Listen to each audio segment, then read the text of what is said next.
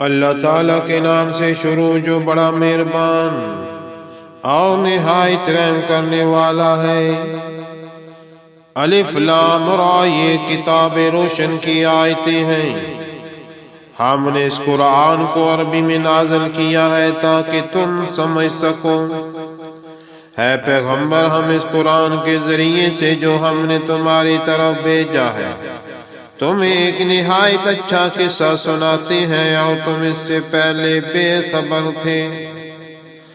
جب یوسف علیہ السلام نے اپنے والد سے کہا کہ ابا، میں نے خواب میں 11 ستاروں اور سورج اور چاند کو دیکھا ہے، دیکھتا کیا ہوں کہ وہ مجھے سجدہ کر رہے ہیں۔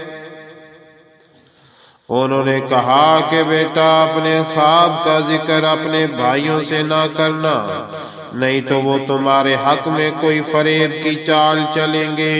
کوئی شک نہیں کہ شیطان انسان کا کھلا دشمن ہے، اور اسی طرح خدا تمہیں برگزیدہ و ممتاز کرے گا اور خوابوں کی باتوں کی تعبیر کا علم سکھائے گا، اور جس طرح اس نے اپنی نعمت پہلے تمہارے دادا پردادا ابراہیم اور اسحاق علیہ السلام پر پوری کی تھی، اسی طرح تم پر اور اولاد یعقوب پر پوری کرے گا۔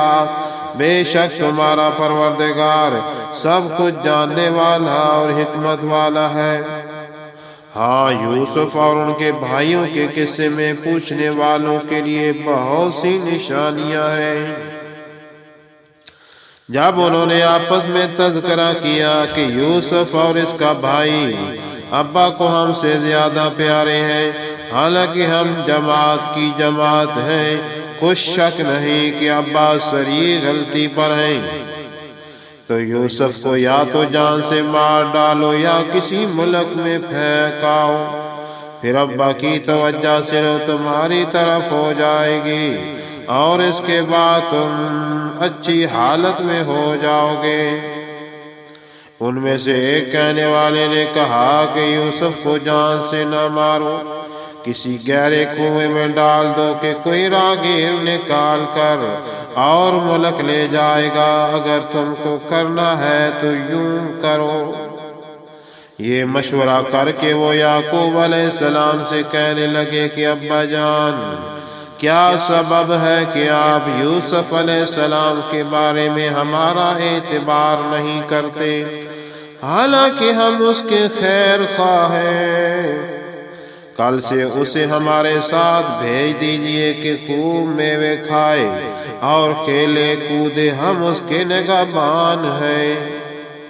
انہوں نے کہا کہ یہ امر مجھے غمناک یہ دیتا ہے کہ تم اسے لے جاؤ، یعنی وہ مجھ سے جدا ہو جائے، اور مجھے یہ خوف بھی ہے کہ تم کھیل میں اس سے غافل ہو جاؤ اور اسے بھیڑیا کھا جائے۔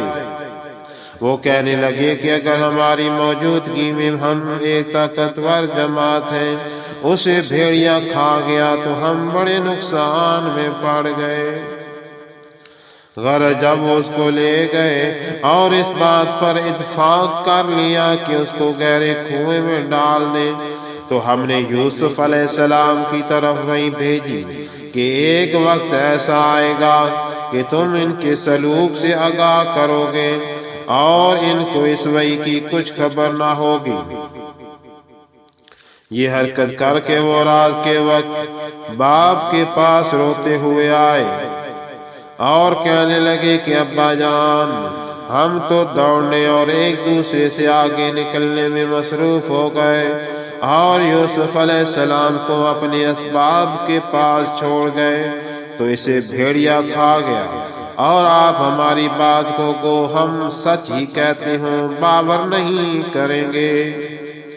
اور ان کے کرتے پر جھوٹ موٹ کا لو بھی لگا لائے۔ یعقوب علیہ السلام نے کہا کہ حقیقت حال یوں نہیں ہے، بلکہ تم اپنے دل سے یہ بات بنا لائے ہو، اچھا صبر کہ وہی خوب ہے، اور جو تم بیان کرتے ہو اس کے بارے میں خدا ہی سے مدد مطلوب ہے۔ اب خدا کی شان دیکھو کہ اس کنویں کے قریب ایک قافلہ وارد ہوا اور انہوں نے اپنے پانی کے لیے اپنا سکہ بھیجا۔ اس نے کنویں میں ڈول لٹکایا تو یوسف علیہ السلام اس سے لٹک گئے۔ وہ بولا زہے قسمت، یہ تو نہایت حسین لڑکا ہے، اور اس کو قیمتی سرمایہ سمجھ کر چھپا لیا، اور جو کچھ وہ کرتے تھے خدا کو سب معلوم تھا، اور اس کو تھوڑی سی قیمت یعنی معدود چند درہموں پر بیچ ڈالا، اور انہیں ان کے بارے میں کچھ لالچ نہ تھا۔